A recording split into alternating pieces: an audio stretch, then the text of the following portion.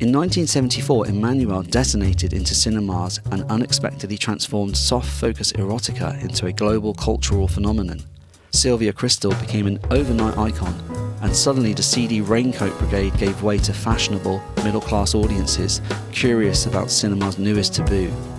Today the film feels tame in comparison to what followed, but in the mid-70s it represented a genuine shift in how sexuality was presented on screen.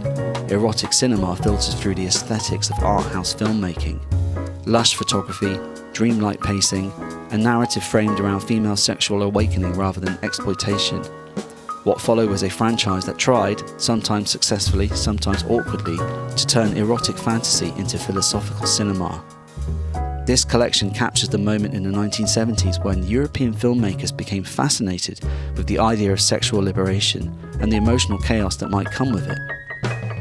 Severin's 11-disc Saga Erotica box set is an undeniably impressive physical release. The packaging is lavish, the 128-page booklet is substantial, and the inclusion of soundtrack CDs gives the set the kind of archival weight collectors expect from a premium edition.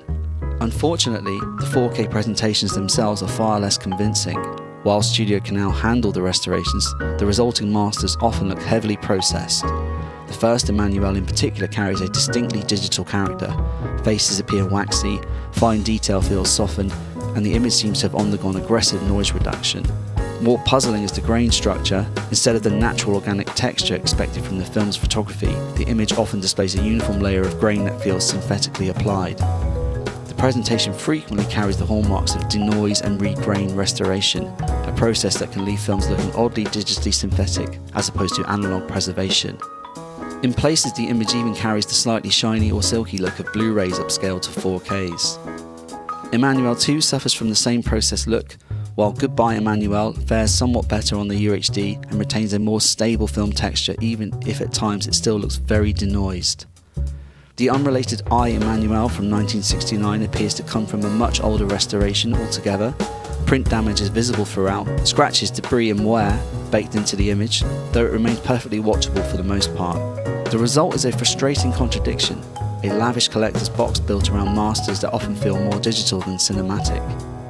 The original Emmanuelle follows the title character as she arrives in Bangkok to join her diplomat husband. There she's introduced to a philosophy of sexual exploration guided by an enigmatic older mentor.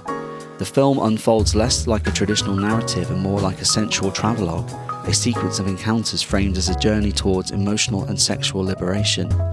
Emmanuelle 2 quickly followed in 1975, relocating the story to Hong Kong but drifting into increasingly abstract territory. The sequel tries to intellectualize its themes of open marriage and freedom, often forgetting to become as erotic in the process. However, the trilogy finds its most interesting angle with Goodbye Emmanuelle. Set in the Seychelles, the film finally challenges the libertine worldview established in the earlier entries. When Emmanuelle develops genuine feelings for a visiting film director, the supposedly enlightened marriage begins to fracture for the first time. The film suggests that total sexual freedom may not be quite as emotionally simple as it first appeared. Also included is the unrelated Italian production I Emmanuelle from 1969 starring Erika Blanc. Less erotic fantasy than avant-garde experiment, it presents a wandering portrait of female desire set against the social unrest of late 1960s Italy. Slow and abstract, but visually intriguing. Together these films capture a brief moment when European cinema was obsessed with testing the boundaries of sexual freedom, even if the answers proved more complicated than the fantasy.